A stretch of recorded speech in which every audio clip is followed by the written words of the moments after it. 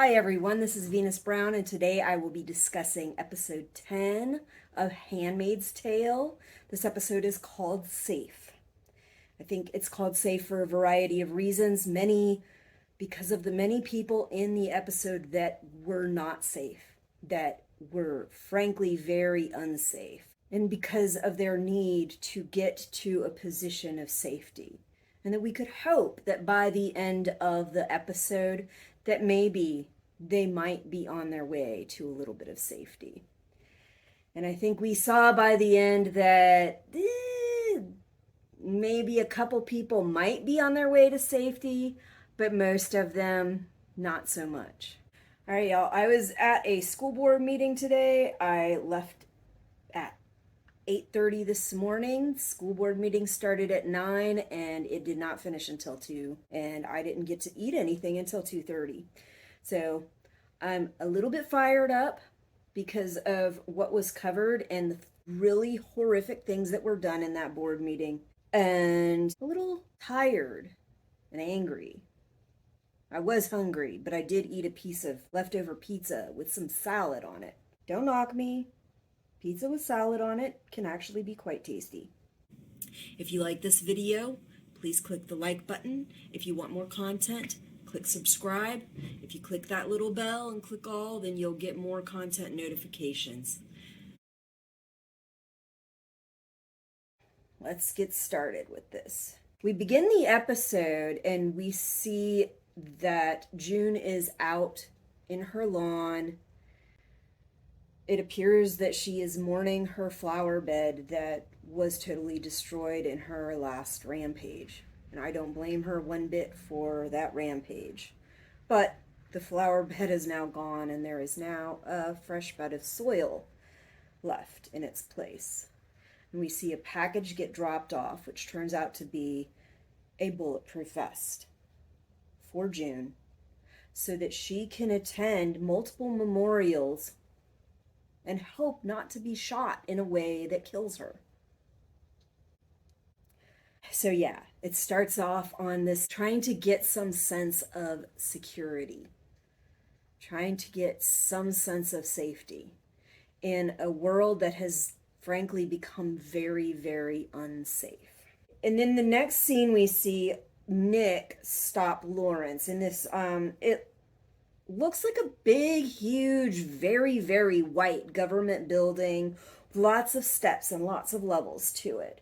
And he stops Lawrence to talk to him about the reality that June was attacked, that they tried to shoot at her.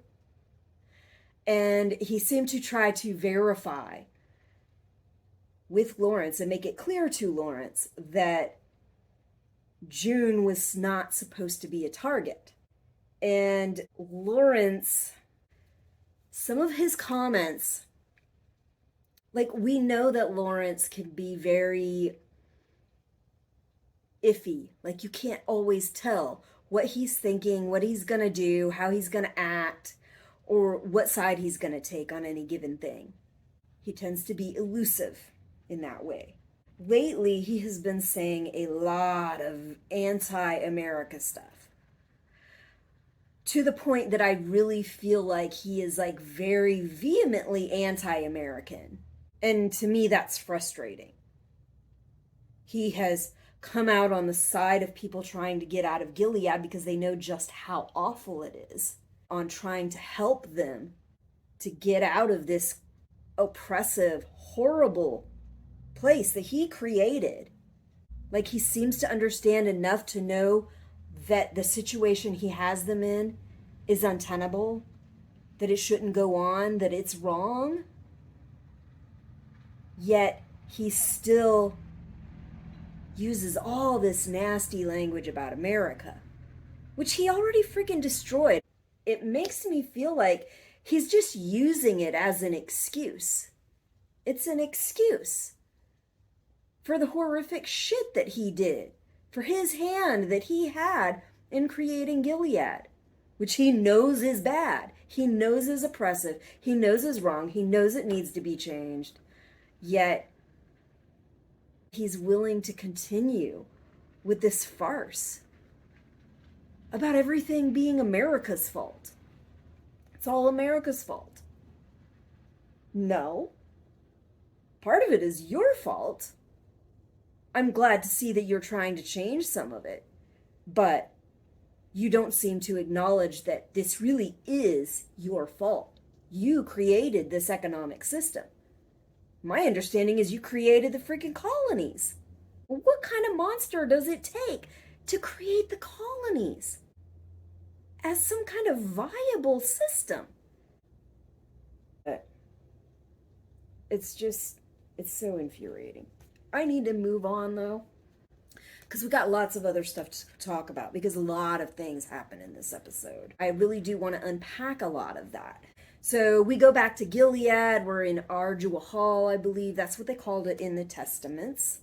I don't know if that's what they're calling it here in Handmaid's Tale, Gilead, but that's what they called it in the Testaments. Lydia hears the girls singing while they are working, because they're doing a lot of hard labor, that, you know, their arms are getting sore. It's tiring. I've done work like this. It can be very tiring. It's also very boring. Janine starts slowly, quietly singing little lyrics to It's a Hard Knock Life, which I think is so appropriate to the situation.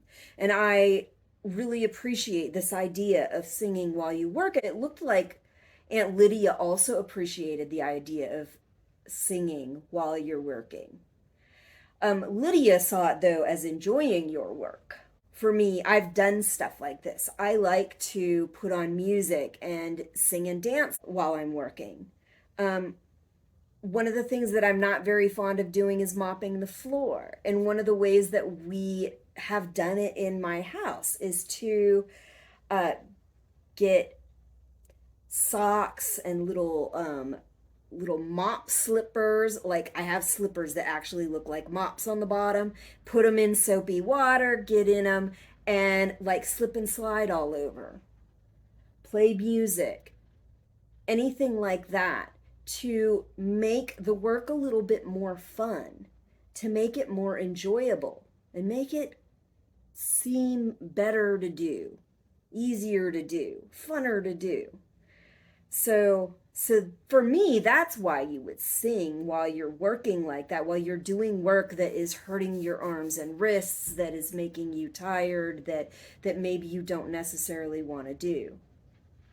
Sing, make a game out of it, make it fun, dance, something to put a little bit of energy into it, to add a little bit of passion to it, and to make it funner, make it more worthwhile doing. Aunt Lydia comes up and she kind of praises them for enjoying their work while they're doing it and for singing while they're doing it, but suggests that maybe they should try to find a more appropriate hymn. And I was like, I think that was very appropriate. It might not be a hymn, but I thought it was completely appropriate for the situation. Hard Knock Life is all about that, you know, that having to do all this hard work, having a hard knock life, and having to get through it, even when you don't necessarily want to do it, even when people are calling you names, people are treating you with disrespect, even when you're treated like you're not a real person. So I thought it was very appropriate. Congratulations, Janine. Of course, after that, Aunt Lydia is talking to one of the other aunts about how good they're doing, how respectful they are, how wonderful a job that they're doing. And the other aunt points out that while a lot of people aren't taking a lot of notice in the favoritism that you're showing Janine, they are taking some notice. And you're going to need to do something about this. She needs to be posted soon, or they're going to find another use for her. And I was like, another use for her? What is another use for her? Like, what does that mean? Because I think it's bad enough to require them to be posted to these men that they can be raped by every month. What other use are you going to, or are you going to send her back to the freaking colonies? Is that what you're talking about? Or do you have something else in mind? I'd really like to know what it is you have in mind. But anyway, of course, that leaves Lydia in this predicament where she has to find a way to get Janine posted in hopefully as safe an environment as possible. Because she certainly doesn't want another Putnam event happening. She certainly doesn't want her favorite to get raped outside of ceremonies like Esther did. So she comes up with this grand scheme. Go to Naomi, try to convince her that Janine should be posted within their house. Janine would get to see her kid. I don't know how much Aunt Lydia knows about Lawrence's stance on these ceremonies, but I suspect she's aware that he is less likely to be a brutal, abusive asshole. I think he does engage in some emotionally abusive stuff, but other than that, I think there's way, way, way worse commanders. So I think she realizes she'll be a little safer here, most likely, a little less likely to be a sexual target, less likely to be a physically abused target, and that she would be around her child. And so she goes about trying to convince Naomi of this. Basically, she tells Naomi, and Naomi is like, "Are you insane? There is no way." And then Aunt Lydia clears the room and has a little talk with her. And I think by stroking Naomi's vanity, she was able to convince Naomi to give it some thought and then eventually come back and go ahead and go along with it, with several stipulations. And we'll get back to that later. I'm not doing this person by person thing. I'm trying to mostly go in chronological order. Every once in a while, I'll try to condense things, though, so that I don't have to repeat. After that, we go to June, Luke's, and Moira's kitchen, where they are relaxing, enjoying a little bit of peace and quiet, while June takes a sip of coffee. And it reminded me of that thing that she had said to Nick the previous episode, that sometimes I just want the world to go away just for a little bit. And then the next thing you hear, and I'm like, and there goes the world knocking at your door. So, you know, you can get rid of it for a little bit, but then it comes right back to you. And the knock on the door is Mark Tuello. He's got news that they have found out who was guilty of this shooting at the last vigil.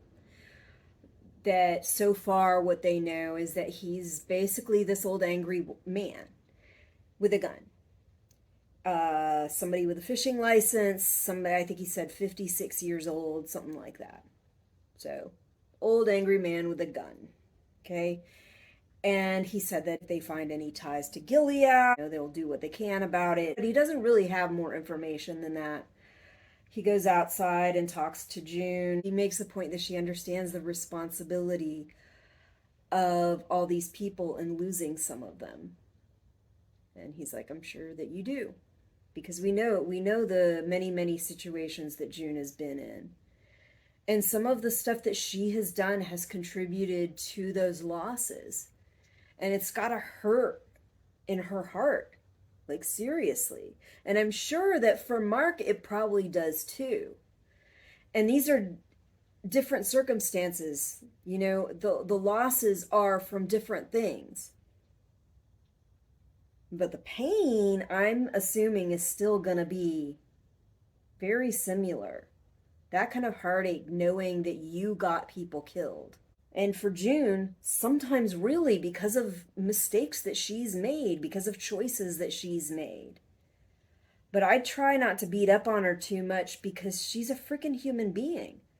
She's done what she can with the situations that she was in to try to make what she could of them. And some of the time, she was frankly really cracking. So expecting somebody who's really cracking from all of this insanity and abuse to make great choices all the time. I just don't see happening. I'm glad that she was able to pull off some of the very good things that she did. And it's very sad that a lot of loss has happened in the process, but I'm still glad for what she has done. Mark leaves and June says goodbye, and she's still walking around in the intersection. If you look around the neighborhood, there's like all these people actively moving out on one side. It looks like a bunch of people in the process of moving out, but they're not actively moving stuff right now behind her. And then the other two areas look like they're pretty much empty. There's not a lot going on in them. And then we skew back over to that area where it looks like a whole bunch of people are moving out at the same time. They're like actively moving things. And this truck pulls out. And this is a truck that we've seen before. From what I understand, this looks just like the truck that drove by all of them while they were cleaning nasty graffiti off of their sidewalk. This guy starts to pull up behind her. She kind of glances behind her. She stupidly does not run off to the side. I don't know that that would have solved anything. I thought when I saw her that she was walking right down the middle of the road, but then when I looked again, she was off to the side of the road, but there was a sidewalk right there she could have gone on. But I still don't think that would have solved anything. I don't think that would have stopped this asshole from hitting her. But might have made it a little less likely. It might have made it a little easier for her to get the hell away. This guy goes and freaking rams her. She goes flying several feet into the air, lands on the ground. He goes and runs over her again, this time smashing her arm. And if you saw my reaction, that scared the crap out of me. And then he goes and he starts to back up so that he can hit her again. And somehow Luke comes out there and gets him out of the vehicle. This guy's got a freaking gun and he's trying to ram people. Luke pulls him out and freaking starts beating the crap out of him. Like, finally, Luke is taking a physically active response to the horrific shit that's happening. I get that he's been trying to like man up and everything. It's just like the stuff that he usually does, it isn't helpful. At least this time he actually physically did something. He actually freaking got pissed off and freaking beat the crap out of the guy. Unfortunately, the guy died later. So their answer is we're going to press charges against Luke for killing a Canadian. Now, I know some of you were like, well, it was self-defense. You can't do that. But no, when you kill a person, self-defense or not, they can lock you up. What Moira says later on about people are going to want to kill you, they're not going to want to wait for a court proceeding, that's probably true. And in that respect, he might actually be safer in the jail cell. But then again, I don't know. How deep is this anger and hatred that they've got going on in Canada right now? How bad is this shit going on with the Wheelers? How much entrenchment does he have within the system of Toronto at the time? I don't know. I just suspect that there is a lot more that we aren't seeing than what we already have seen. We've been seeing that Mark has been trying to convince Nick to work with him against Gilead in exchange for immunity, ability to come to Canada as a refuge with immunity.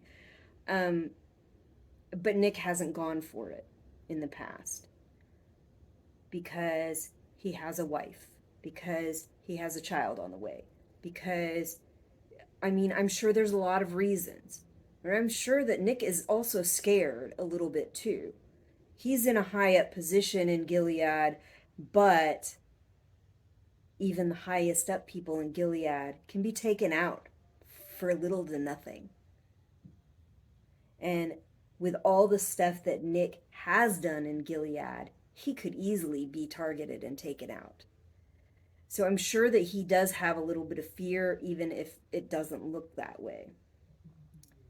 But his main concern always seems to be getting a little higher up. I suspect that's so that he has a hand in the system, so that he has a hand in ability to help the people that he wants to help. But his other main concern has always been first June, then Nicole after Nicole was born.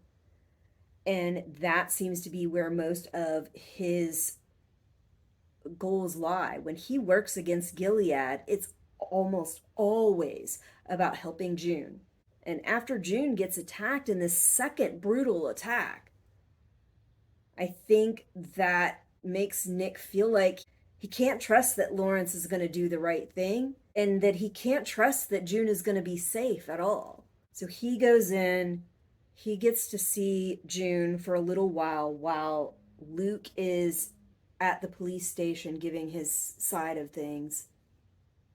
And then he leaves before Luke comes back, holds her hand for a little bit, gives her a little kiss on the head, tells Mark on his way back to Gilead to please do everything you can to keep her safe. And Mark says, well, I'll do everything I can. And that's not enough. These people are vicious. They're going to keep on coming back. They want to hurt her. They will keep coming back. They'll go after her family. They'll go after her again and again. They will not stop. I need more than this. I need to know that you will really freaking keep her safe. And Mark says again, I'll do everything I can. It appears that this willingness to go and see June while she is injured and talk to Mark like this is in exchange for getting him to be a double agent against Gilead. Finally. So Nick finally agrees to it. But it's like his heart isn't in it. I think Nick wants this horrific shit that's happening in Gilead to stop. I think he wants this not to be a thing. But he also sounds like he just feels so down on himself and so crap about himself. I don't think he feels like he's gonna friggin' be helpful anyway. But I mean, at the end, it turns out not to matter because he gets himself locked up. But the stuff that he says, Mark asks about when he was an eye, and Nick confirms that most of the drivers were eyes, and that yes, he was an eye. And Mark asks about why you could have gotten away. There are other places. It might have not necessarily been Canada, but there were other places you could have taken her and you could have ran away with her. Why didn't you? And his response was like, she has other people that care for her. And I'm nothing. So in that respect, I feel like he's just looking so down on himself at this point. I don't know how much good he's going to be doing to anybody. And I think Mark was right in telling him, you're not nothing. And especially to June. He's never been nothing to June. He's always been something. He was that person that got her through that shit. He's that person that has been there for her, that understands what she has gone through, that puts up with everything that she is because he does understand. It's too bad. Everything that happens in this episode is too bad. Eventually, Aunt Lydia does get Naomi to go ahead and go along with having Janine in the household under a trial period. And so Aunt Lydia goes and tells Janine the news. Oh, wouldn't you like to see your daughter? Oh, yes, of course I would. But, you know. And then Aunt Lydia tells her that she's going to be posted with Naomi. And Naomi and Janine have a very bad past.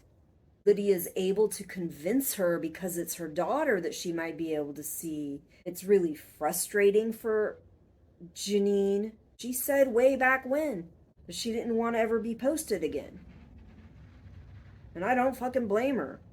I don't think anybody should be posted unless they really, really and truly are voluntarily requesting that kind of position.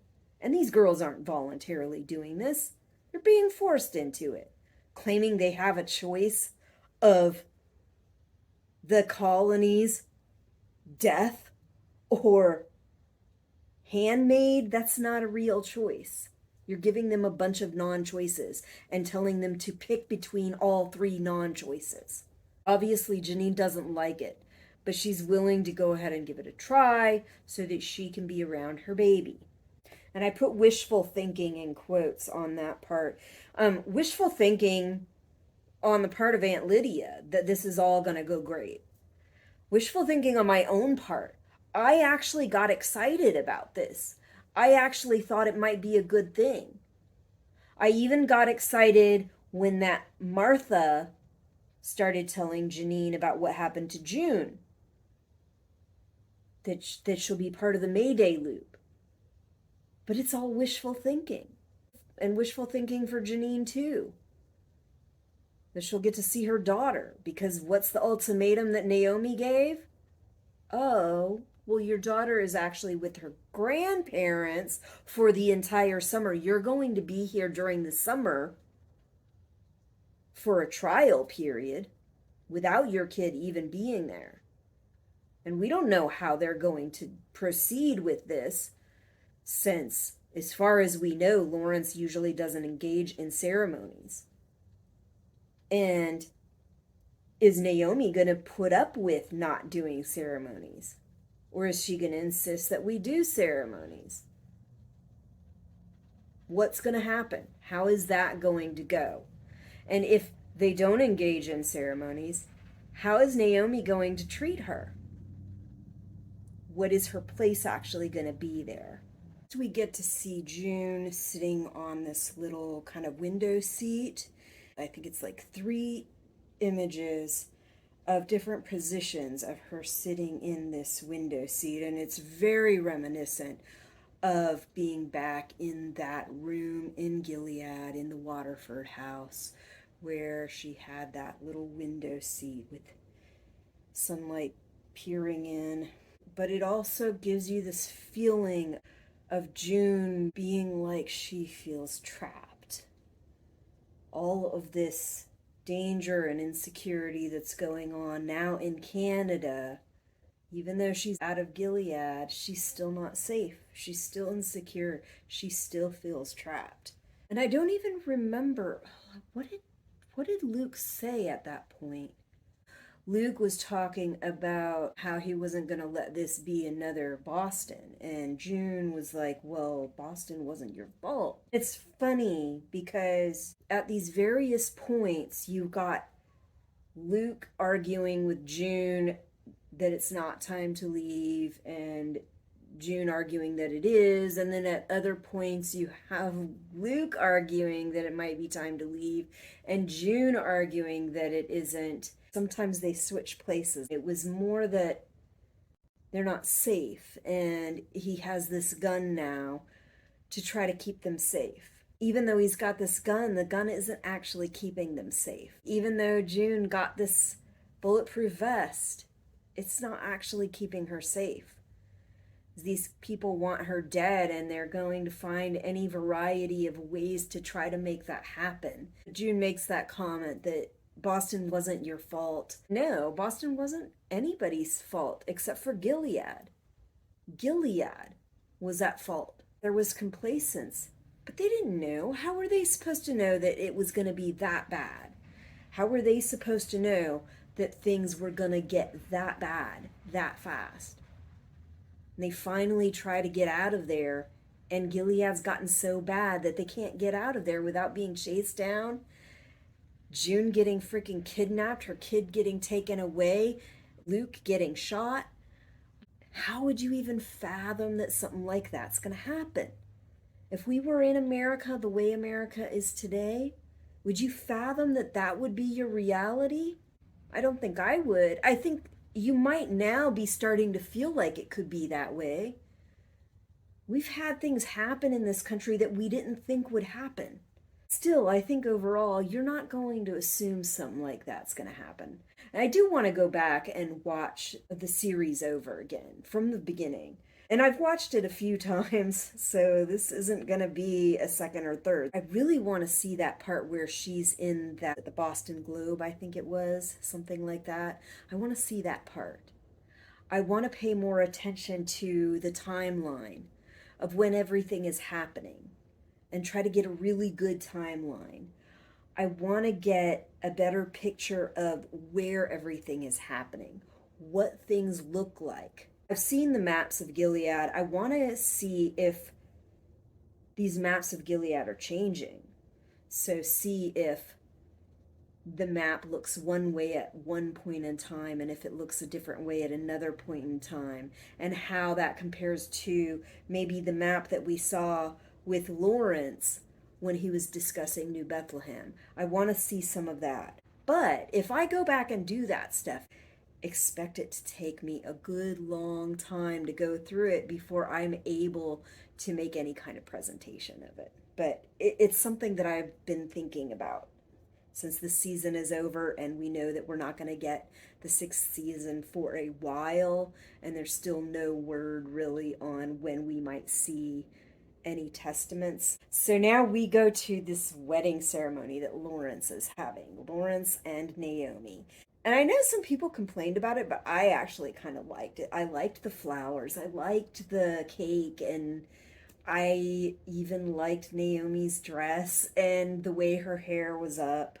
I did. I'm not gonna lie. I liked it. So let me read what I put.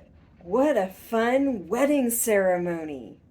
Cake, flowers, contracts, terrible trials, creepy pics, awkward greetings, bad news, swearing, twisted suggestions of friendship?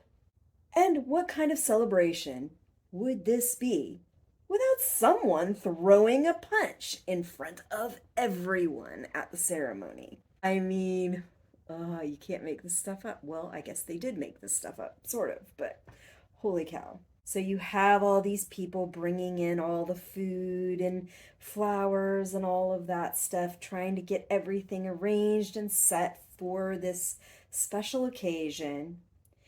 And we have Aunt Lydia and Janine and Naomi addressing this new arrangement, and Naomi telling Janine that this is going to only be a trial, that her daughter is going to be gone for the whole summer with the grandparents, that during that summer that will give her a chance to give it a try and see if she is willing to let Janine stay in her house. And then the stipulations, you have to do things a certain way, that this is my daughter, that to say anything else is heresy, and that you could lose your tongue. Now, some people took that as Naomi was saying that she would take her tongue. I saw it more that if you are in this household where your daughter is, and you insist that this is your daughter instead of mine, that can get you in serious trouble. And in Gilead, they could take your tongue for that. I mean, frankly, they could do worse. They have done worse. So I saw it as a warning that you have to be careful. Maybe I'm giving Naomi too much credit, but that's what I saw it as. And Janine did what she needed to do to act polite, to seem grateful, to say all the things that she needed to say to get through the moment, and to make it clear that she would do what she can to be a good handmaid. Right after that discussion is over, the other ladies clear the room. It really looked like the room was empty except for the Martha and Janine. It didn't look like there was anyone else in there. But later on, we see that that may not have been the case, that somehow some sort of word has gotten out. The Martha stops right next to Janine, tells her that June has been hurt, that she was hit by a truck. And Janine says, "My June," which like got me all up in the feels, you know. But they keep trying to kill her, and like nobody can get away. You freaking get out of Gilead, You're supposed to be in refuge in Canada, and people are still trying to kill her. And she calls her fuckers and then moves on. And this, of course, leaves Janine in a very bad, stressed out, and I think kind of in shock state and not knowing what to do. How do you react with something like that? Somebody that you cared about, that you really gave a crap about, finally gets out of this mess, gets to a safe spot. You get to hear that they're out, but then you find out that Gilead is still reaching all the way over the border to Canada and still trying to kill these people. Like, what do you do with that? And especially somebody you really care about. And especially when Janine has been through so much shit and she's got to feel like it's just not worth it. I mean, I think she did way back when she told Aunt Lydia she doesn't want to wear the red dress anymore. She does not want to be a handmaid anymore. Like, she'd rather die. And I don't blame her. Because what the fuck? Even if you fucking manage to get out of this place, these people are still gonna come after you and still try to kill you. Like, there's never freedom. And they do the pictures. It's like the whole thing is creepy. And every time they have these handmaids with their family pictures, like the handmaids are always like looking down. They always look sad. Whether it's Janine or June or some other handmaid, like, we're gonna call this handmaid part of the family, but we're going to make sure that you see that this is a person that's in a position of submission. And sometimes it's because they are in a situation like Janine where she's in shock and she doesn't know like what to do with the information that she just got. Or like with June, when they freaking confiscated her, threw her back in Fred Waterford and Serena Waterford's pictures to go and try to steal her kid back from Canada when she was posted with Lawrence. Like, it definitely makes for some creepy ass pictures. What else happened in this ceremony? Oh, yeah. After the freaking pictures are done, Naomi stops in front of Janine and asks her if she wants to see her room. Then maybe she could have one of the Marthas go and show her. But then she stops and says, well, maybe I could show you. And suggests that it will be nice to actually have a friendly face around. And then she calls her of Joseph when they've been calling them by their real names for a while now, which just pisses Janine off. So you see Janine clench her fists, and I think she's just in enough of a state where she feels like throw caution to the wind and just say exactly how you feel. You're so done and you're not willing to deal with it anymore. And even if you know that you might get a freaking eye removed, you might get a hand removed, or you might get killed for it, you just like, I'm done. I've got to say what I have to fucking say. And so she tells her, that is not my name. And we are not friends. What the fuck ever made you think that I would see you as any kind of friend? I don't like you. I hate you. You were like one of the worst people I've ever known. I'm glad for Janine that she was able to get that out into the open. I'm not glad for her how it resulted. And we knew that it wasn't going to be good. Those end moments when she gets taken, and I'll talk about that later, paints a really ugly picture. And then, of course, Nick gets back from his trip to see June in her injured condition.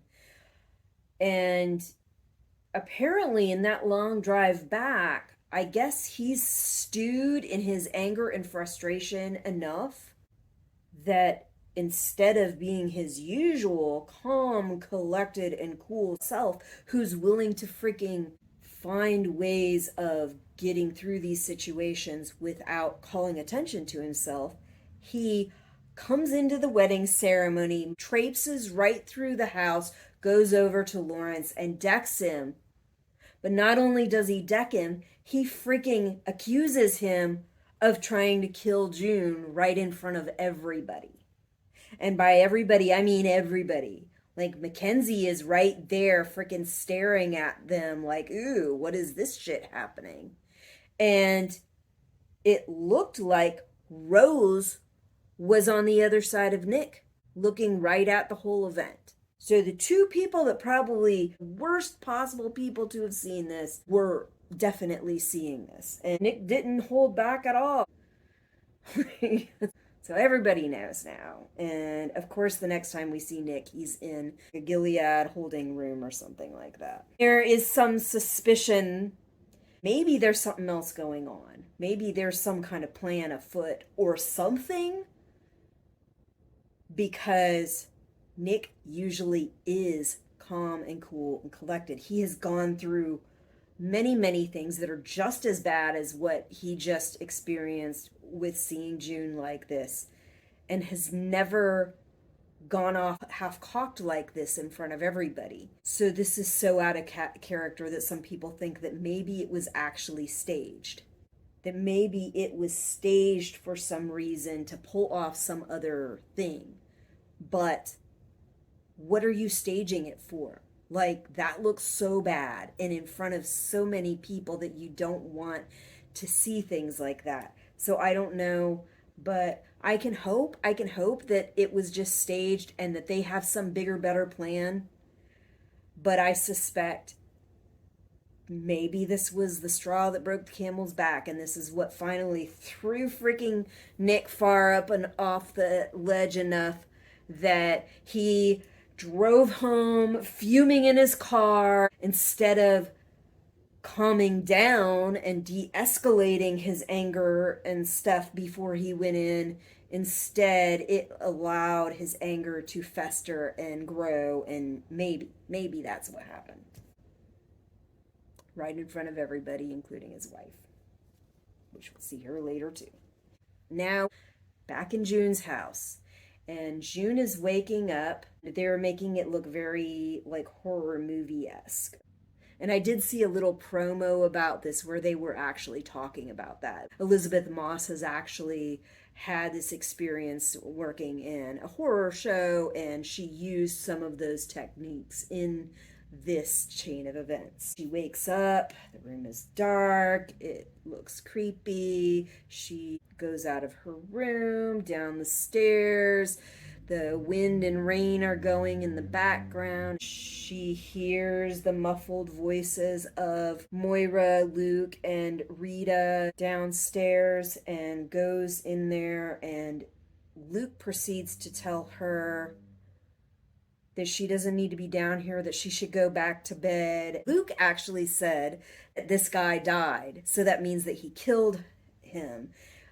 And then he starts to say, but, and Moira's like, not but. There's no buts on this situation. You killed a Canadian on Canadian soil, and you're a refuge. And they're already freaking angry at us. They're already pissed off at us. And Rita's telling them that her friend told her that they probably already have a warrant out for his arrest, and they're going to be coming for him. And Luke is doing his thing, like trying to play it off like no big deal, he's gonna take care of it. June first tries to get his attention. She calls his name Luke. She has to call his name again, puts her hand on his shoulder, and loudly says his name again to get his attention and get him to stop his freaking machismo crap that he tries to do when he gets flustered, and says, we need to leave. We need to get out of here. We need to run. And she's like, last time we waited too freaking long. We waited. By the time we left, it was too late, and they already hated us so much that they tried to freaking kill us. And Luke tries to say, oh, well, this isn't Gilead. And what June said was so completely appropriate. America wasn't a Gilead either. America was America. Until it wasn't anymore. And by then it was too fucking late. And they all hated us so much. They freaking pulled the wool out from under everyone. And they took over the freaking country with lies. With straight up lies. Took over people's bank accounts. Took women's rights away almost completely. Right from under their noses. And by the time they noticed and tried to get the fuck out of there, It was too fucking late. Luke gets shot. June gets captured. Her child gets taken away and given away to some other family. And June is made into a fucking handmaid who gets to be ceremonially raped every month. So, yeah, what June said was very, very accurate and definitely needed to be said. Because even if Canada isn't becoming Gilead, you could have said the same thing about America in that situation, which ended up becoming Gilead without anybody realizing it. Even those people in the Boston Globe that said all this stuff was happening, we were seeing the signs, but we didn't really see it. We didn't really see it on time. But they finally start packing up, getting their shit together. Moira says that she has booked a backup flight, so it sounded like maybe they had one flight and then she booked backups just in case, so that they could fly into Alaska and then Hawaii. And right as they're getting ready to get in the car and head to the airport, Mark Tuello pulls up and is like, "You guys can't go. They've already put a warrant out for your arrest. They already have flagged your name. You try to get on that plane. We know how the plane system is now. You try to get on a plane when your name has been flagged like that, they will stop you at security. You won't get past security. He's got a warrant out for his arrest. He'll just be arrested right there on the spot." And then he says that June would be arrested for aiding a flight from justice, basically aiding a fugitive. And Nicole would be taken because the parents would both be locked up. And then Luke, still trying to be his machismo self, is like, "Oh, well, we'll just take our chances at the airport." Well, the airport isn't gonna fucking work. Dude, you're better off trying to get in your car and just drive all the way to the West Coast and get something from there. And in a way, I don't understand exactly why they didn't do that. But then again, maybe there are points or something where you have to go through guard points to go to certain areas of Canada, at least in that situation. I don't think they're that way now. I've been to Canada a few times, and once I get over the American border, I'm usually free to drive where I want to. But with this whole Gilead thing, it may be completely different. I don't know. Mark suggests they get on a train, that all these people refuge countries don't want anymore are coming there, getting on trains, and going west so that they can be taken out of these areas that don't want the refugees anymore. It's definitely a call back to like every mass immigration problem that's happened because of really like deadly, horrible terror situations like the Holocaust, like some of the other shit in other countries, Cuba, Mexico, Honduras. Definitely a callback to some really scary stuff. But he suggests I can get you on this train. You don't use the freaking documents that you had because they've already been flagged. I've got these new documents for you. Use that. And then get a boat to wherever to get to, I'm thinking Hawaii, Alaska, something like that, but out of Canada, basically. You're talking about a long ass trip all the way from Toronto to freaking coast of Canada. Somebody said something about Los Angeles or something like that. I don't know, but why would you be going west and then going down all the way to freaking California when I'm pretty sure California isn't all that great either. He gets them to the train station. There's tons of people that are all trying to leave at the same time. They get through most of those crowds to where the trains are, and they start seeing these government agents. Some of them are actually actively looking for Luke. And so Luke tells June that he's going to split up, that he will meet her, he'll be right behind her. And maybe he intended on doing that. I don't know, but I think he just got freaked out because he saw them actively looking for him and realized that he probably wasn't going to be able to leave. And assumed that they would not let the train leave. I don't know if that's true. I don't know if they wouldn't let the train leave. But that was the assumption. They're not going to let the train leave until they catch me. Okay? So he basically sends June off. He gives her a phone call, tells her to get on the train without him. She begs him not to do this, begs him, doesn't want to do it alone again. Like, she's already been through this shit so much. And having to go through it by herself, even with the baby, like with no adult company, nobody that she really knows other than her and her baby. I think she's so freaking done and exhausted by this point. So freaking traumatized. He finally convinces her to get on the train and he turns himself in. Some people had said that Luke is so tall, like he automatically sticks out, and it didn't even occur to me when I was watching it. But yeah, he's really tall, so just trying to freaking not get noticed in a big crowd like that when you're freaking taller than almost everybody else there, that's challenging all in itself.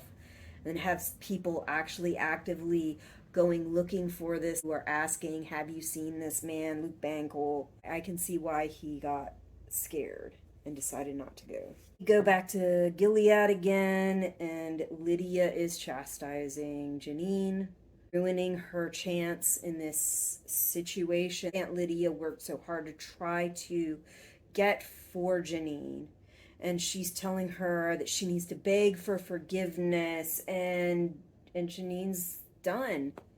Janine's like, no, I won't do that. I'm not gonna do it. Like, what does she have to lose anymore anyway? Whatever apologizing that she might convince Janine to do, it's not gonna matter because the eyes are already there. She says she's gonna call Commander Lawrence, and they're like, Commander Lawrence is the one that gave the command. And I'm like, oh, fucking shit. Holy hell. Like, come on. Really? And I really gotta hope that there is some other bigger plan. Because what the fuck? We've got Nick locked up now. We've got Janine being taken away in a freaking paddy wagon. And the Martha that told her about June with her. I mean, we knew that Naomi was going to be pissed off at Janine and was probably going to be crying to Lawrence about it. And Lawrence would probably feel like he has to do something about it.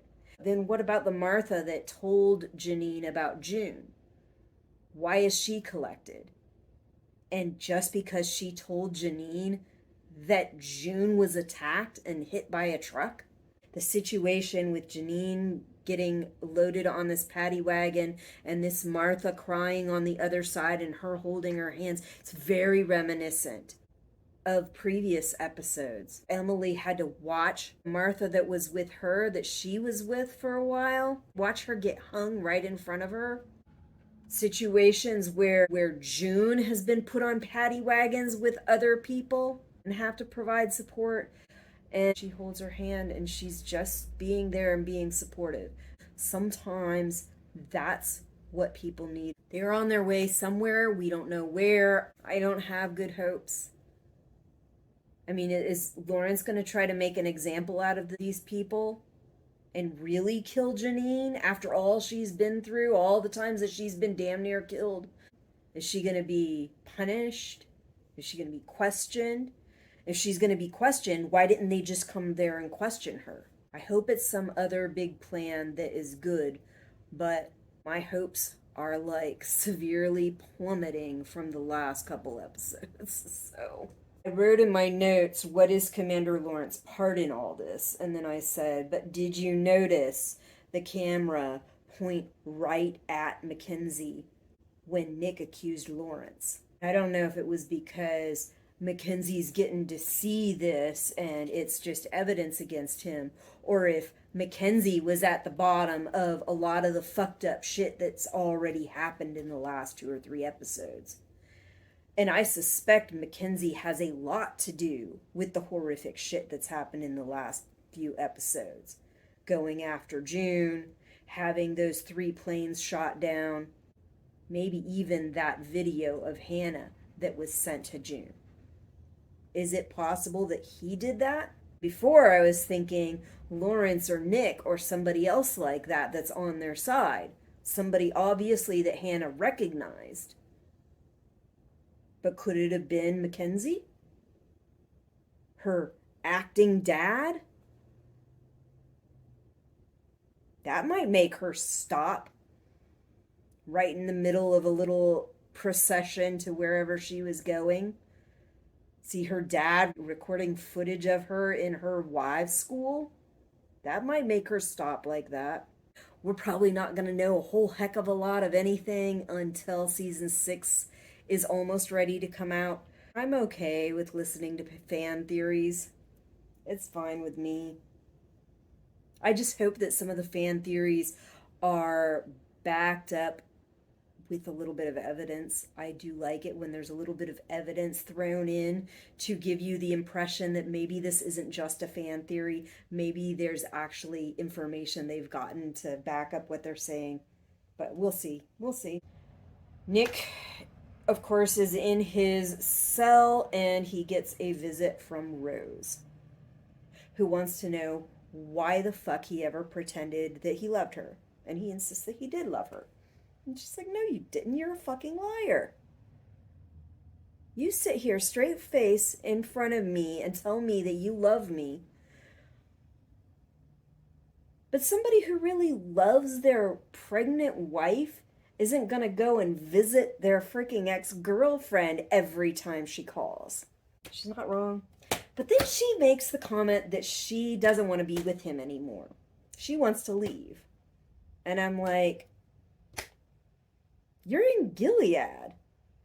You think they're going to take pregnant Rose and just let her go off on her own? Is it going to be a situation where we'll kill Nick first and then you can go marry somebody else? I don't suspect they're going to allow her to be pregnant without Nick and just be single mom. No, they're not. That ain't happening. Gilead doesn't do that stuff. Does Nick have a chance to live through this? I don't know. They may want to make a freaking show of it. And then who's freaking Rose going to end up with? I thought we had a good thing. Yeah, you did have a good thing. You had a husband in Gilead who doesn't believe in all of this Gilead shit, who doesn't abuse you, who lets you have a say, who actually lets you know some of the things that he's doing and working on, who actually gives a shit about you and gives a shit about your kid. You don't have him anymore. You could be thrown in with any number of really horrific guys. Most of the guys that we've seen that are commanders in Gilead are not good people. Treat their wives badly. At the very least, neglect them. But worse than that, many of them are abusive to them. So, is that what you want? You want to leave Nick because your good thing wasn't as good as you thought it was, and you think you're going to get better with some other guy? And is Gilead even going to allow you to do that? Because like I said, if they kill him, they'll probably go and marry you off to somebody else. But if not, I don't think Gilead does divorces. So Aunt Lydia is standing up with a couple other of the aunts and looking like really vengeful. That facial expression. Ann Dowd is really good at these facial expressions and getting these emotions out really well. So somebody asked about the timeline in one of the other videos I saw. And I don't have a good grasp on the timeline. That's one of the reasons I want to go back. There's so many things that go on and it's hard to figure out how much time has gone by after a given amount of episodes. But June says, and she says that baby Nicole is 21 months old. So we know now that Nicole was born 21 months ago. That's less than 2 years. The last time that June saw Hannah in a position where she was not in a freaking glass cage was right before Nicole was born.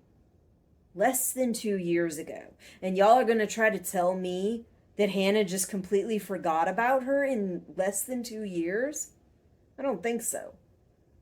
You're going to try to tell me that Hannah forgot about her even before that when she was locked up in that glass cage? I don't think so. She was freaking traumatized and brainwashed. She didn't forget anything. She was being told all kinds of awful crap, and she was being treated in a way that she was not used to. I do not think for a second she forgot. I don't remember how old Nicole was when the season started. I think somebody said something like 18 months, but I'm not sure. All right, so the very last scene, we have June has just gotten on board the train because Luke finally convinced her to get on the train. She's trying to calm her baby down. She is walking around.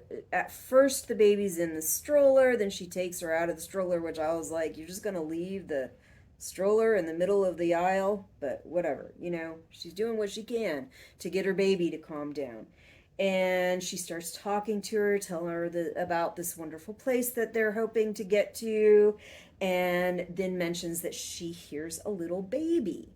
Okay, and before I watched this episode, I hadn't watched any of the reviews or anything like that, but I did hear that there was supposed to be some cliffhanger with June and Serena. And by that point, I had been looking for any sign of Serena. By the time they got to the point where June was getting ready to get on the train and Luke had split off, I mean, I was in first place very frustrated that Luke split up with her in the first place. But by that time, I'm looking at the clock and I'm like, there's like barely any time left on this show and still no Serena. So I started thinking, well, maybe Serena isn't going to actually show up. Maybe that is the cliffhanger, that we just don't know where Serena is because they never freaking bothered to present her at all. But, and June mentioned that she hears a baby and we should go find this baby. I should have realized then, but I didn't realize until I actually saw just a little teeny bit of Serena's silhouette. As soon as I saw a bit of her silhouette, then I was like, there's Serena. That's the little baby that she's hearing. The conversation they had, Serena says, "Hi, June." And June is like, she gives her that freaking look and gestures like, oh my God, you seriously? Like, this is who I'm on the train with? I thought I got rid of you, and here you are. And then Serena says, do you have a diaper? And I'm like, if she gave you one of her diapers, that baby would be drowning in it. Her kid is almost 2 years old, and yours is an infant. But I know it's just small talk. And then the face that June made, I know a lot of people were complaining about it. I don't know. I see it kind of as June's just kind of throwing it off as, well, that's a stupid remark, and just kind of let's move on with our lives or whatever and get on with it, because at least there's somebody here that I actually know. And even though this person that is here that I know has caused me so much fucking misery and so much stress and so many dangerous situations in my life, at least it's somebody I know. I know how to talk to her, and I know how she is. I looked at it as she's just like, okay, this is the situation we're in. I don't like you, but I know you, and I know how you are, and I know how to deal with you, so let's get on with it. I have lots of ideas of what could happen, but nothing solid enough to go by. What I do want to do though is look at a whole bunch of the interviews and promos and reviews and anything that I can find so that I could get any ideas from anybody. And then maybe I'll have a little discussion video where I'll just make that video about what might happen in season 6. What might we have to look forward to? What probably could happen and probably won't happen. Maybe. We'll see. But, like I said, might take me a while. because I take a while to go through all this stuff, and I also have to take care of getting kids to and from places and clean up around the house and do yard work and all of that stuff. All of it takes a long time, and so this stuff is like little side projects that I do when I have the time to do them. So we'll see. I am going to go back to doing Dairy Girls reactions and Crown reactions, and I should be able to do a lot more of those a lot more quickly now that I don't have Handmaid's Tale or House of the Dragon really to focus on. I am in the process of finishing up my rewatch video of episode 1, 2, and 3 of House of the Dragon. I'm almost done with that. I just have to do the editing and stuff, and then I can get it on YouTube. Expect the next rewatch video to be about a month later. I'm going to do 3 on the first one, 3 on the second one, and then 4 on the third one. Until next time, I'll see you when I see you. If you like this video, please click the like button. If you want more content, click subscribe. If you click that little bell and click all, then you'll get more content notifications.